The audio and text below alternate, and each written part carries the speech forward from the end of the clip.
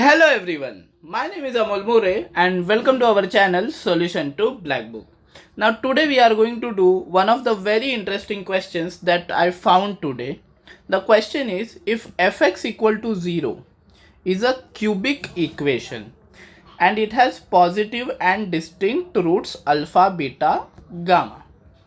Okay, so you have a cubic equation which has three different roots and all of them are positive. So before reading further, I would like to tell you that how do you represent a cubic equation. So generally your cubic equation can be written as ax cube plus bx square plus cx plus d equal to 0.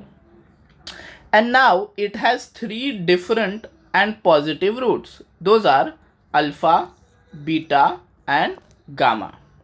So let me give you some additional information.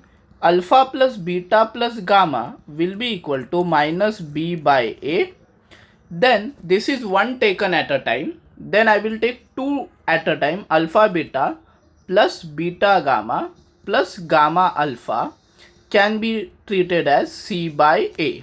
So basically minus b by a, you can see coefficient of x square is b and coefficient of x cube is a.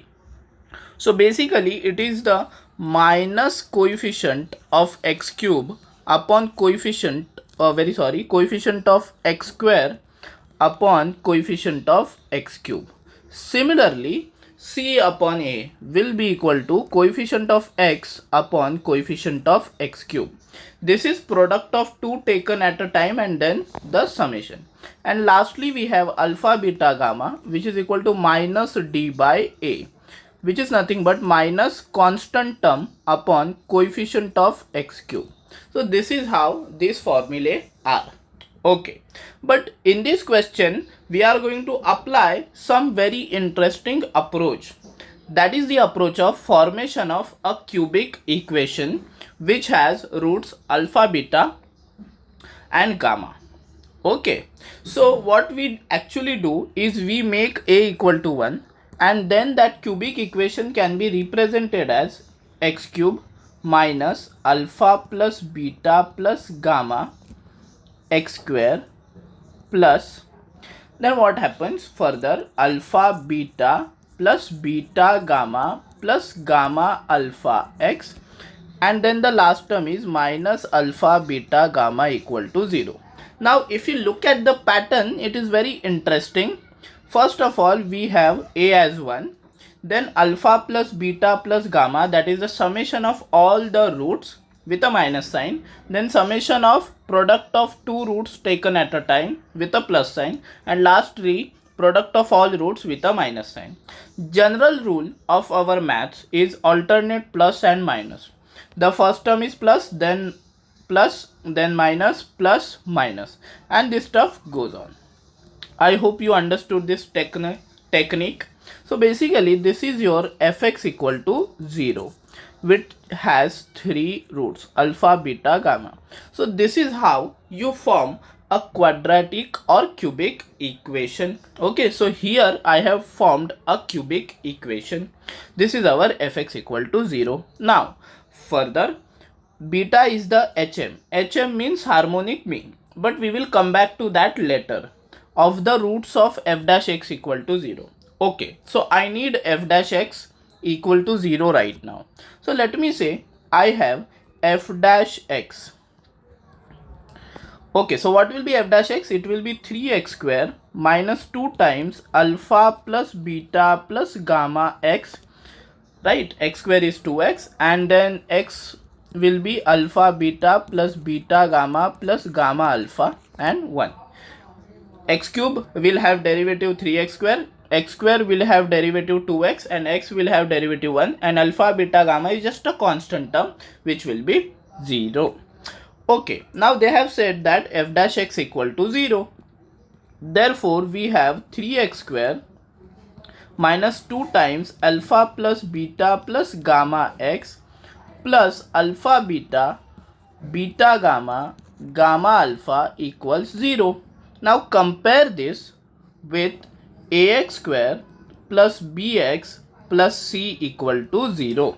So your a is 3. B is minus 2 times alpha plus beta plus gamma, and your C is alpha beta plus beta gamma plus gamma alpha.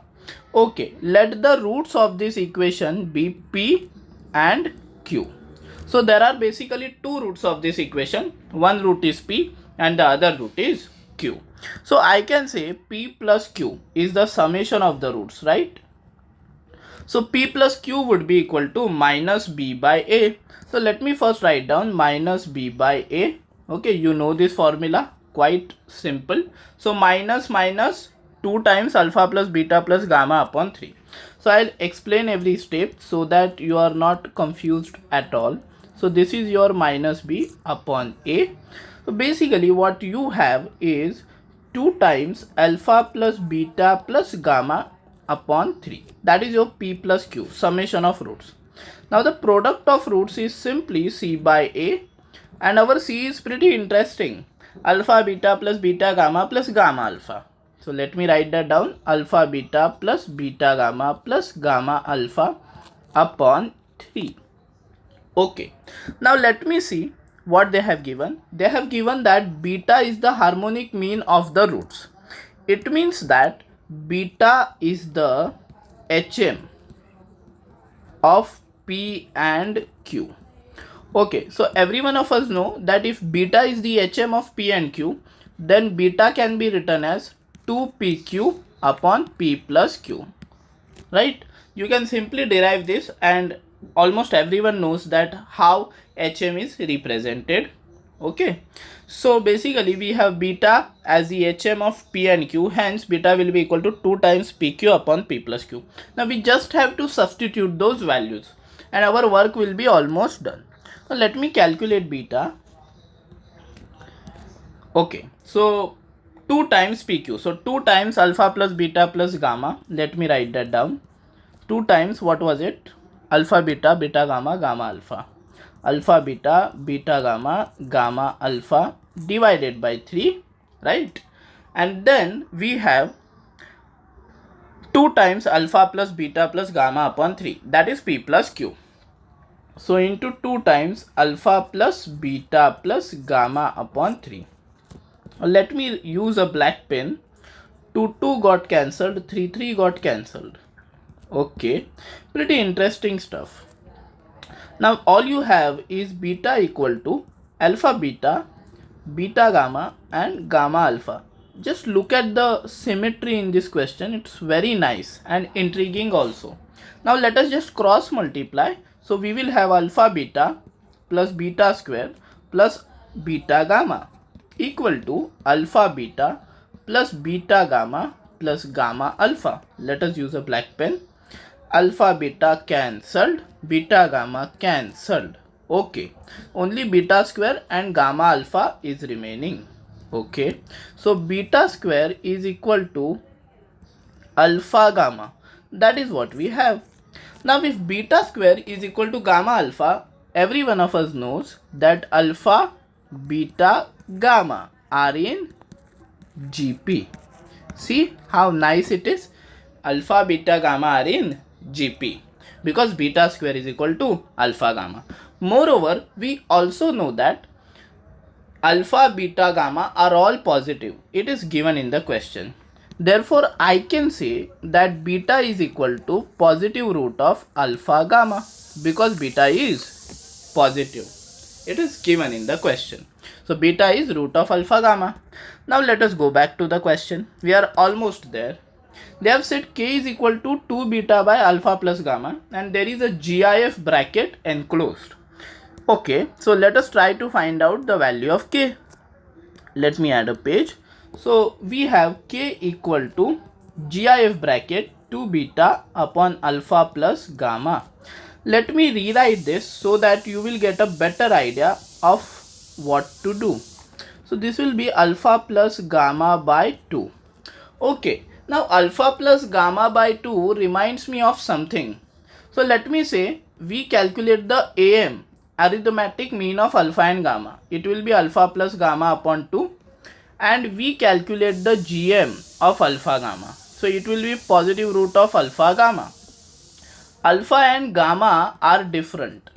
Okay, this is given in the question, they are not same. So we can say that AM is greater than GM. If alpha and gamma were to be the same, then AM will be equal to GM if alpha and gamma are same. But here it is provided that they are different in the question itself. Hence AM is greater than GM. Therefore, I can say that alpha plus gamma by 2 is greater than root of alpha gamma. Now move to the previous page. Root of alpha gamma is nothing but beta. Therefore, alpha plus gamma upon 2 is greater than beta. Right. The left side is also positive and even the right side is also positive. So I will divide both sides by alpha plus gamma by 2. So what do we have? On the next page, I will write down that step again so you do not have any problem understanding. What am I going to do is I am going to shift this. So here that will be 1 and there will be no change in the inequality sign. Why? Because I am just shifting. What am I shifting? The positive quantity. Now you can check beta by alpha plus gamma by 2 is lesser than 1. Right, and k is nothing but beta by alpha plus gamma by 2. See, we have seen this already, right? See on this page, beta by alpha plus gamma by 2. Now we have already proved that this quantity is lesser than 1. So k and inside number lesser than 1. Okay, therefore any number which is lesser than 1, obviously it is a positive number, so it will be between 0 to 1. I will just write that down, 0 to 1. Okay, so any number which is between 0 to 1, obviously it won't be 0, but any number between 0 to 1 will have the GIF as 0. Okay, that is quite basic mathematics, that any number lying between 0 to 1 will have GIF as 0. So we got the k as 0. Very interesting. Now let us move back to the question. Now they have said that k is equal to 0. Very good. And they have asked us this. Okay. Now the final part. We need to be very careful over here. Summation of 2 raised to k from k to phi. Okay. Summation of 2 raised to k from I equal to k up to phi.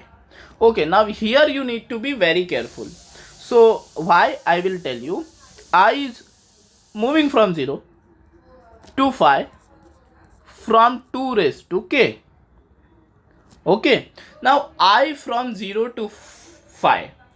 Okay. And k value is fixed. K value is nothing but 0. So it is summation of I is equal to 0 to phi.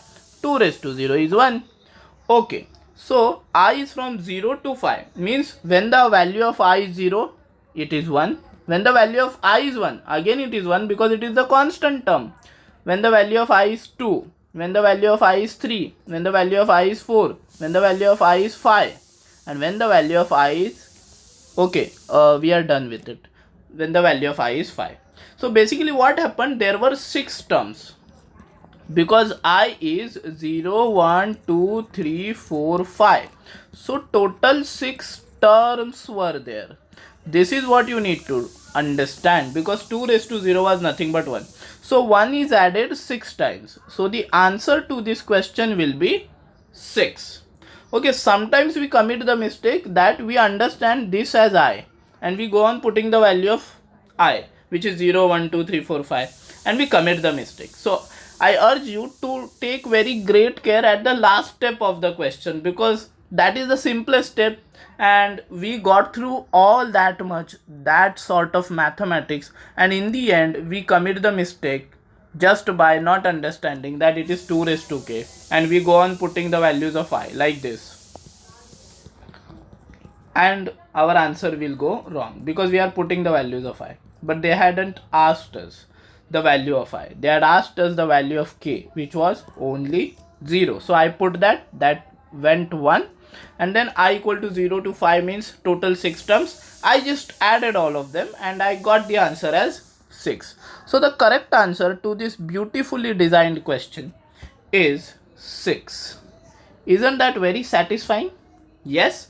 Okay. So I hope you liked this video and this question. If you liked this video, then please hit the like button and do not forget to subscribe to our channel Solution to Black Book.